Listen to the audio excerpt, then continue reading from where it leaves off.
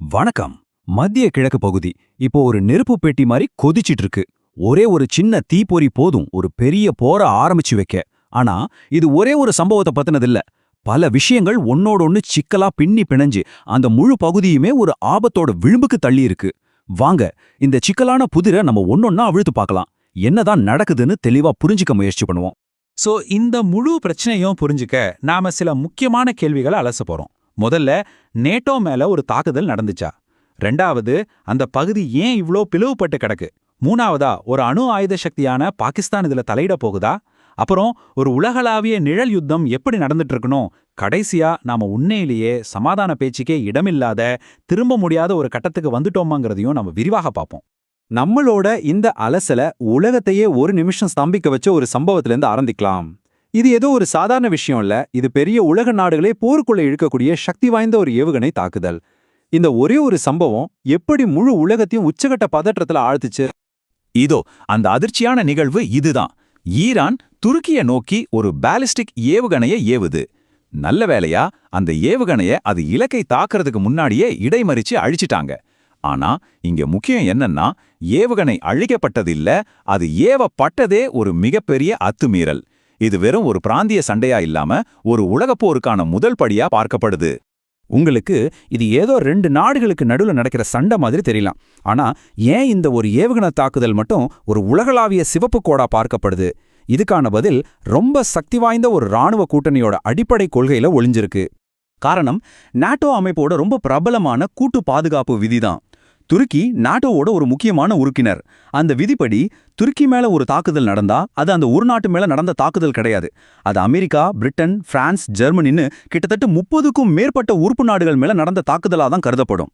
இதனால தான் ஈரானோட இந்த ஒரே ஒரு செயல் முழு உலகத்தையும் போரோட விளிம்புக்கு கொண்டு வந்து நிறுத்தியிருக்கு. ஆனா ஈரானோட இந்த தாக்குதல் மட்டும் திடீர்னு நடக்கல. இது ஏற்கனவே பல வருஷமா புகஞ்சுகிட்டு இருக்கிற ஒரு பெரிய சிக்கலோட வெளிப்பாடு தான்.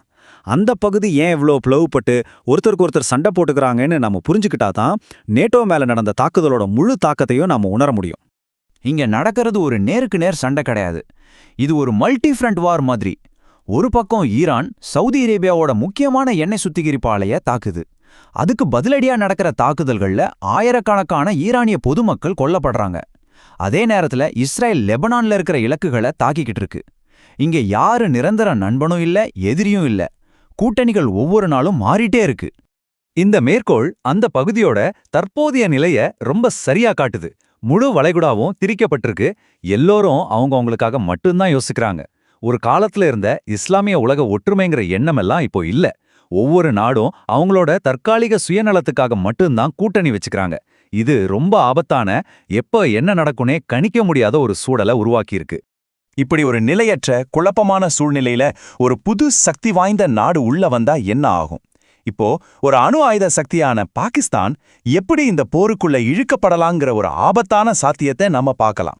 பாகிஸ்தானை இந்த போருக்குள்ள தள்ளக்கூடிய ஒரு விஷயம், பல வருஷத்துக்கு முன்னாடி அது சவுதி அரேபியா கூட போட்டுக்கிட்ட ஒரு பாதுகாப்பு ஒப்பந்தம். அந்த ஒப்பந்தம் ரொம்ப சிம்பிள். சவுதி அரேபியா மேல யாராவது தாக்குதல் நடத்தினா பாகிஸ்தான் அவங்களோட ராணுவத்தை உதவிக்கு அனுப்பணும். இன்னைக்கு அந்த ஒப்பந்தம் தான் பாகிஸ்தானுக்கு ஒரு பெரிய தர்ம சங்கடத்தை ஏற்படுத்தியிருக்கு. இங்கதான் பாகிஸ்தான் ஒரு பெரிய முரண்பாட்டை சந்திக்குது. ஒரு பக்கம் சவுதி கூட போட்ட ஒப்பந்தம், இன்னொரு பக்கம் சக இஸ்லாமிய நாடான ஈரான். சவுதி அரேபியாவுக்காக பாகிஸ்தான் ஏன் ஈரானை எதிர்க்கணும்? இந்த கேள்விதான் இந்த பிரச்சனையோட மையத்துல இருக்கிற ஒரு விசித்திரமான திருப்பத்துக்கு நம்மள கூட்டிட்டு போகுது. இதுல இருக்கிற விசித்திரமான திருப்பத்தை பாருங்க.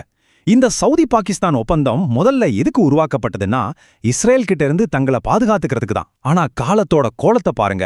இன்னைக்கு அதே ஒப்பந்தத்தை வச்சு ஈரானை தாக்க வேண்டிய ஒரு சூழ்நிலை உருவாகலாம். அப்படி நடந்தா பாகிஸ்தான் மறைமுகமா இஸ்ரேல் மற்றும் அமெரிக்காவோட நோக்கங்களுக்கு உதவுற மாதிரி ஆகிடும். இது எவ்வளவு பெரிய வரலாற்று முரண்! இந்த உள்ளூர் சண்டைகள் எல்லாம் திரைக்கு பின்னாடி இருக்கிற உலக வல்லரசுகளோட ஆட்டத்தால இன்னும் தீவிரமாகுது. இது வெறும் மத்திய கிழக்கு நாடுகளுக்கு நடுவுல நடக்கிற போர் இல்ல. இது ஒரு உலகளாவிய நிழல் யுத்தம். அதாவது அமெரிக்கா மாதிரி நாடுகள் நேரடியா களத்துல இறங்காம மறைமுகமா இந்த போர்ல எப்படி ஈடுபட்டிருக்காங்கன்னு இப்ப பாப்போம். இந்த நிழல் யுத்தத்துக்கு ஒரு சமீபத்திய உதாரணம் இலங்கை கடற்கரையிலிருந்து சுமார் 40 நாட்டிக்கல் மைல் தூரத்துல நடந்த ஒரு சம்பவம்.